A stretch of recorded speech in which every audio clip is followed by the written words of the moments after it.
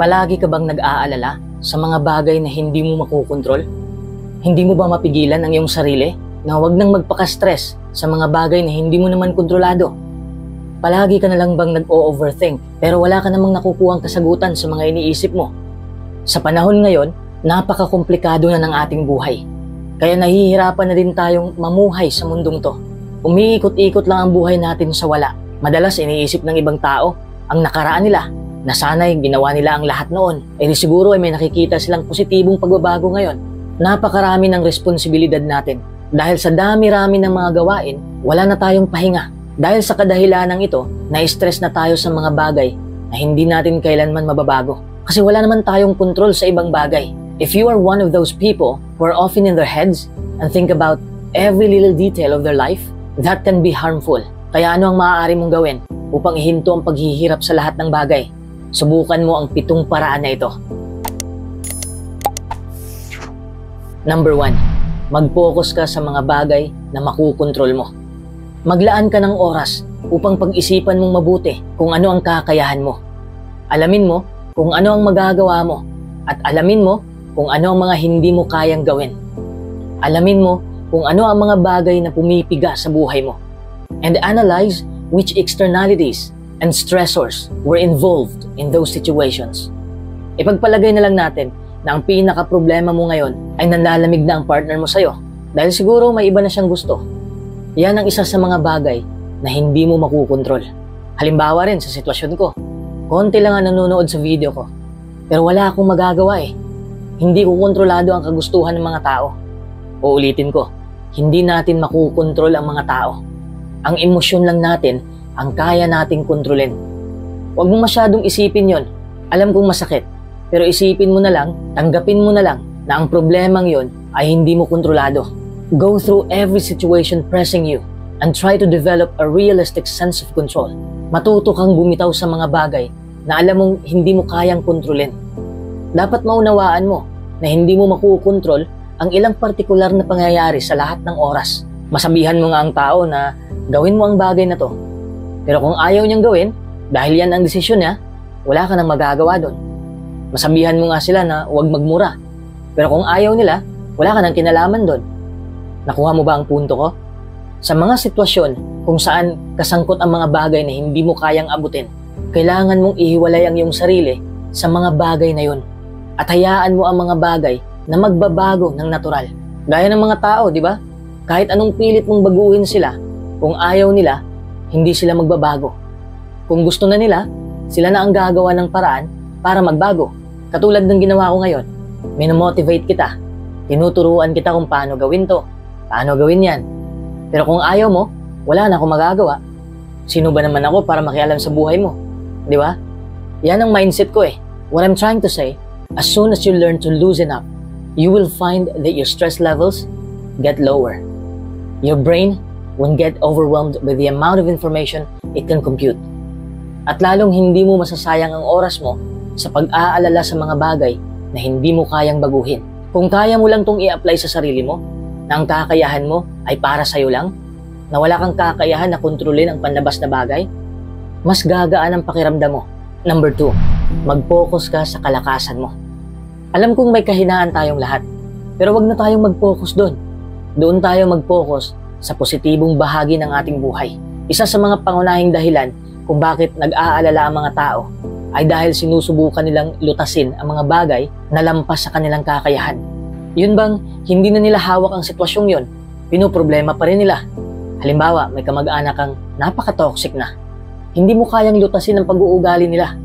Sila lang ang makakapag-desisyon kung magbabago ba sila sa buhay nila. Kung sa palagay mo ay kontrolado mo ang sitwasyon, wala nang problema. Kasi hawak mo ang sitwasyon eh. Paano ka pa may stress kung kontrolado mo ang isang bagay? Di ba? Instead of forcing yourself to do something out of your reach, you should focus on the places where you can shine. Hindi ito simple, pero kayang-kaya mo. Kailangan mong maunawaan na hindi lahat ng tao ay may partikular na tinatawag nating skill set. Kahit anong pilit mo, hindi ka magiging perpekto sa ibang aspeto ng buhay. Ang ilang mga tao ay likas na mahusay sa ilang mga bagay, pero kulang sila sa ibang mga departamento ng buhay. Madaling halimbawa, may taong bobo sa math, pero ang talino sa science. Yan ang ibig kong sabihin, na may parte ng ating buhay na mahina tayo. Pero hindi dapat tayo nag-focus sa kahinaan natin. Kung hindi ka napupromote sa trabaho mo, siguro nakikita ng boss mo na medyo kulang ka pagdating sa ganitong klaseng trabaho. Uulitin ko, hindi mo hawak ang ganitong sitwasyon. Hindi ka manager at hindi ka makakapagpasya kung makukuha mo ang promosyon na yon o hindi. Ang magagawa mo lang ay mag-focus ka na maganda pa rin ang takbo ng trabaho mo para maganda pa rin ang record mo sa kumpanya. Pwede mong trabahuhin ang anumang bagay, pero ang desisyon ng boss mo, wala ka nang kinalaman doon. Instead of worrying over the things that are not up to you, try to improve the areas you can improve. Focus on working on yourself and bettering yourself. Everything else is out of your control, and you should take it in stride. Switching your focus from trying to change externalities to better yourself will alleviate a lot of pressure. You will feel less stressed, and in the long run, you will be happier. Number 3, kumalma ka lang. Alam kong mahirap, lalo na kung may gusto kang makuha sa lalong madaling panahon. Pero hindi ganyan kadali ang buhay. Hindi ito minamagic lang, realidad ito. Grabe ang struggles na pagdadaanan natin bago natin makuha ang ating mga kagustuhan. Sa mga nakaka-stress na sitwasyon, halos mababaliw na tayo at hindi na tayo makakapag-isip ng maayos. Kapag nagsimula kang mag-alala at ma-stress, kailangan mong humanap ng paraan para mapakalma mo ang iyong sarili. Ang isa sa mga pinakamainam na paraan upang pakalmahin ang sarili mo ay bumuo ka ng mga affirmations. Alam mo ba kung ano ang affirmation? Ang affirmation ay isang positibong pahayag o deklarasyon na ginagamit upang hikayatin, palakasin ang loob o patibayan ng isang paniniwala o pananaw. Madalas itong ginagamit sa pagpapabuti ng sarili, psikolohiya at espiritualidad upang matulungan ang isipan na magbago, mapalakas ang tiwala sa sarili at magkakaroon ng positibong pag-iisip. Halimbawa ng mga affirmation, confident ako at makakaya ko to. Araw-araw, mas lumalakas ako at nagiging mas matalino. Magtatagumpay ako at sasaya. Ginagamit ng maraming tao ang affirmations upang malabanan ang negatibong pag-iisip, maabot ang kanilang mga layunin at magkaroon ng mas positibong pananaw sa buhay. Maaari itong bigkasin ng malakas, isulat o ulit-ulitin sa isip bilang bahagi ng pang-araw-araw na gawain. May ideya ka na ba? Yan yung mga salita na positibo lang. Kung binabangga ka ng mga negatibo, banggain mo rin ang positibong mga salita. Instead of stressing out about the worst outcomes, give yourself a pep talk and prepare for all situations. Halimbawa ito, nag-host ka sa isang conference. Siyempre, natural na yung kaba. Kinakabahan ka, lalo na kung bago ka pa lang. Ang kaba natin ay isang negatibong emosyon yan, lalo na kung sobra na. Kaya matuto tayong pakalmahin ang ating sarili. Have quick little phrases that can perk you up when you're overwhelmed. Sabihin mo sa sarili mo, kaya ko to. Handa na ako. Magagawa ko to. All of these mantras are examples of things you can say. Having these affirmations can keep you mentally strong. Saying things like this aloud can help you combat self-doubt and avoid overthinking. Ulit-ulitin mo lang ang mga phrase na yan. Isa yung tinatawag nating psychological trick na makakatulong sa atin para kumalma tayo. Huminga ka ng malalim. I-voice out mo ang mga binaon mong affirmations at makikita mo na may positibong resulta ito sa buhay mo. Number 4, mamuhay ka lang ngayon. Ano ang ibig kong sabihin? Bitawan mo na ang nakaraan mo at huwag mo munang pangunahan ang kinabukasan mo. Mag-focus ka lang sa ngayon mo. Kasi yan ang napapansin ko sa mga tao. Naguguluhan sila at lalo silang nahihirapan kasi iniisip pa rin nila ang kanilang nakaraan na hindi naman mababago. People often get stuck in the past, playing certain events on repeat. For what? Hindi lamang ito nagdudulot ng pagkabalisa at stress. Pag-aaksaya lang din ito ng oras na maaari mo sanang gugulin para sa kasalukuyan. Wala namang masama kung nag-iisip ka pa rin sa nakaraan mo. Ang problema lang ay kung na-stuck up ka sa sitwasyong gusto mong baguhin. Wala ka namang patutunguhan sa pag-iisip ng ganyan. Walang silbi ang paggawa niyan dahil hindi mo na maibabalik ang lahat at hindi mo na masasabi ang gusto mo sanang sabihin noon ngayon. What you can do is reflect on that conversation with a different perception. Think about what you can do now or in the future instead of what you could have done. Subukan mong limitahan ang oras na ginugugol mo sa pag-iisip tungkol sa nakaraan mo. While some reflection can be good, but you should try to focus on what's going on now. Ay yung oras ay limitado lang. At dapat mong gugulin ito sa wais na paraan. When you take everything in stride to focus on the present, you will be less overwhelmed and less stressed. Number 5, harapin mo ang iyong takot. Oras na para harapin mo ang iyong kinakatakutan. Ang takot kasi natin ang isa sa mga dahilan kung bakit tumataas ang stress levels natin. Ang takot na yan ang pumipigil sa'yo.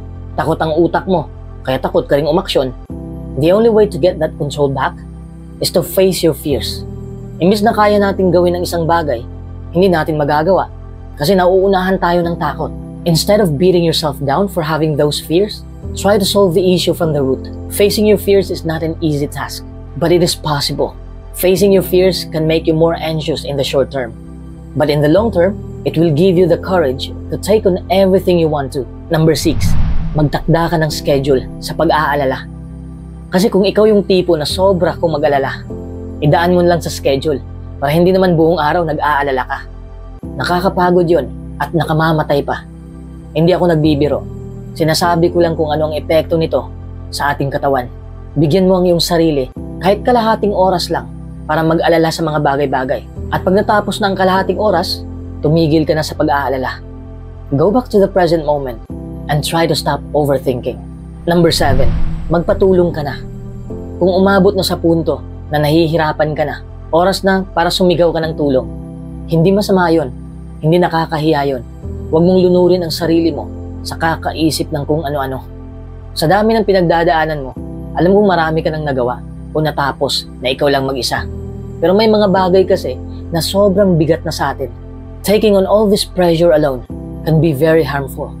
When it comes to something that you cannot change, it's good to have a support system that can comfort you when you need it. Kung na-stress ka na sa sitwasyon mo, pwede mong lapitan ng iyong pamilya at mga kaibigan mo.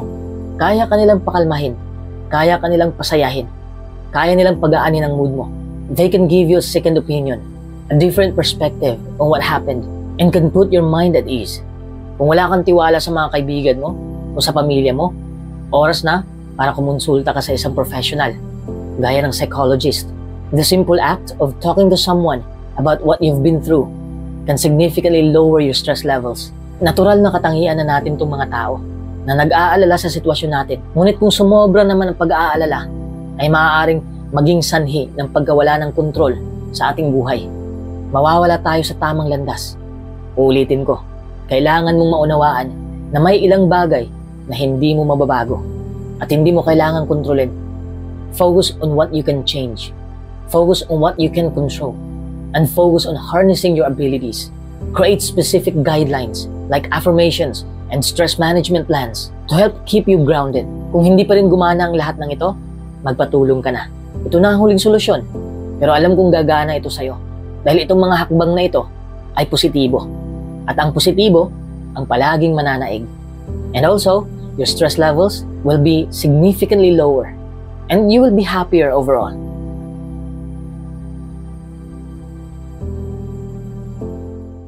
Minsan dadaan ka talaga sa mahihirap na panahon.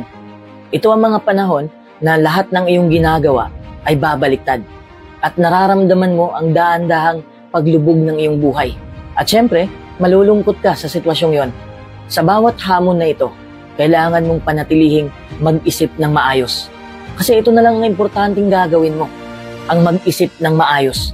If you have a positive mindset, it will allow you to stay upbeat, to avoid pointless sorrow, to persist through the hardship, to find smart solutions, and eventually turn the situation around. Kaya't ang 7 bagay na ito ay magpapanatili sa'yo na maging positibo at matatag kapag mahirap na ang sitwasyon. Madalas ang ideyang ito ay nakakalimutan ng mga tao.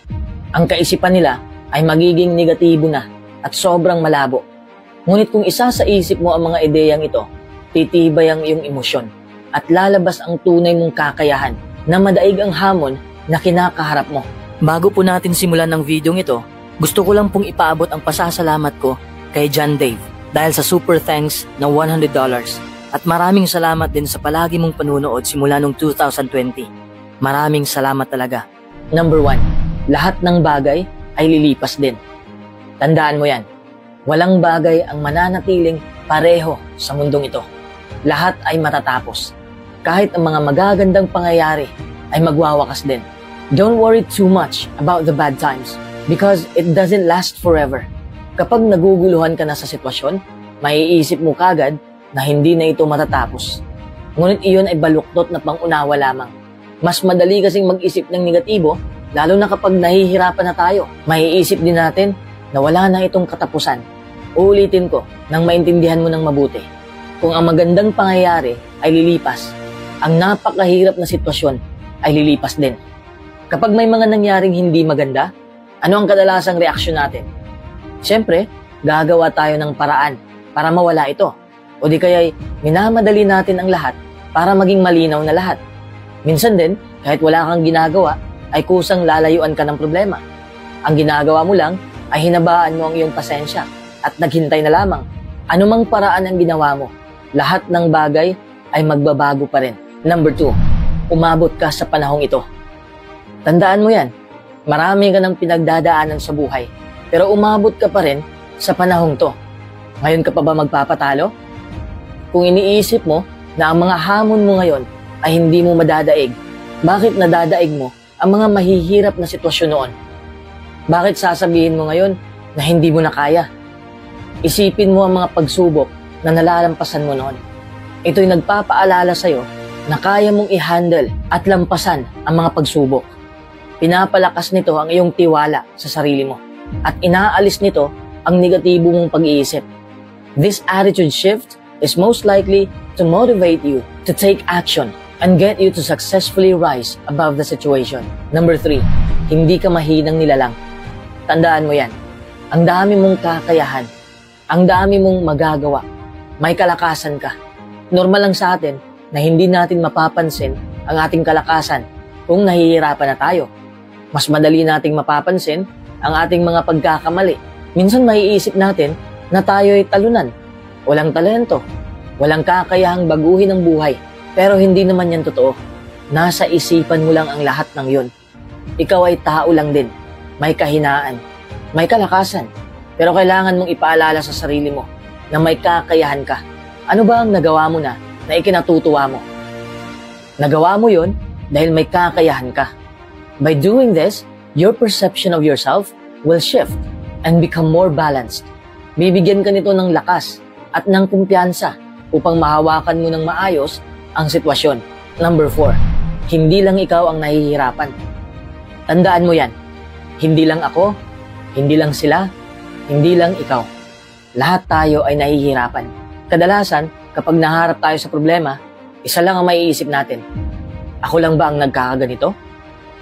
Bakit ayos lang sila? Ang daming pagkukumparang nagaganap. Para bang pinaglaruan tayo ng kapalaran, di ba? Minsan maiisip nga natin, nagalit sa atin ng Diyos. Kung makakapag-isip ka ng maayos, malalaman mo na ang iniisip mo ay hindi totoo. Ang totoo ay nakararamdam ka ng sakit kasi iyong-iyo ang problemang yon. Hindi mo nararamdaman ang problema ng ibang tao kasi hindi mo alam ang tunay nilang problema. Nakikita mo silang maayos lang pero sa likod ng pagkataong yon ay nahihirapan at nalulungkot na din. Yan ang katotohanan. So remember, whatever happens to you in the same form or related one happens to almost everybody. Number 5, matuto ka sa bawat karanasan. Tandaan mo yan, lahat ng nangyari sa atin ay may aral na mapupulot. Kung hindi man aral, ito'y pagpapala. Nabigo ka man palagi o paminsan-minsan, huwag mong tawagin yon na kabiguan. Matatawag mo lang yon na kabiguan kung sumuko ka na sa laban ng iyong buhay. Pero hindi natin ito maiisip kagad kung pahirap na ang sitwasyon natin.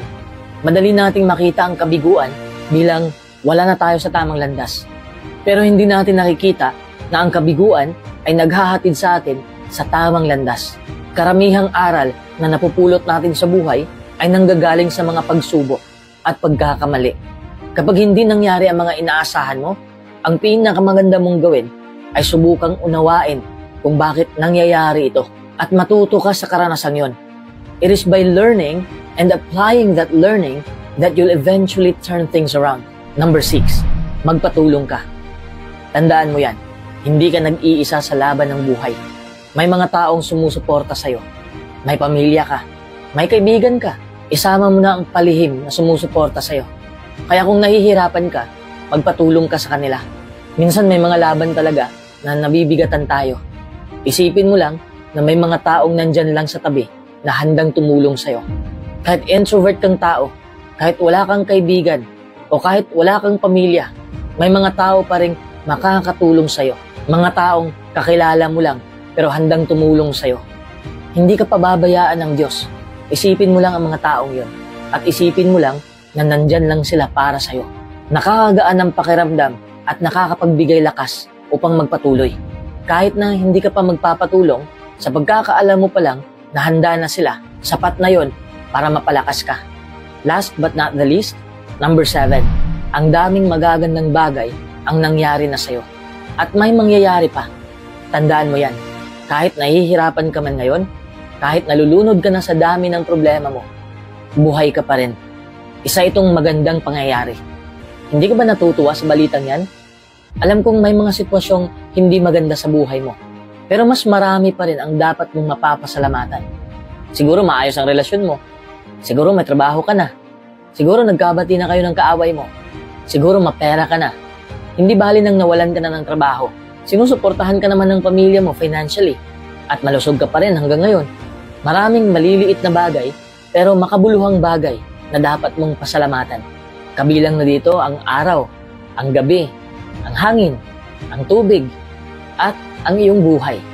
Kung nahihirapan ka man ngayon, alalahanin mo ang lahat ng bagay na nasa sayo pa rin. It will completely change your perspective. Mapagtanto mo na lang na hindi pala kasamaan na lang ang lahat. Life is worth appreciating. Huwag mong kalimutan ang 7 bagay na ito. Kung maaari, isulat mo ito sa maliit na pirasong papel na kasya sa pitaka mo. At tuwing nahaharap ka sa isang mahirap na sitwasyon, kunin mo ang papel at basahin mo ang 7 bagay na ito. Mapapansin mo na ang iyong pag-iisip ay magsisimulang magbago.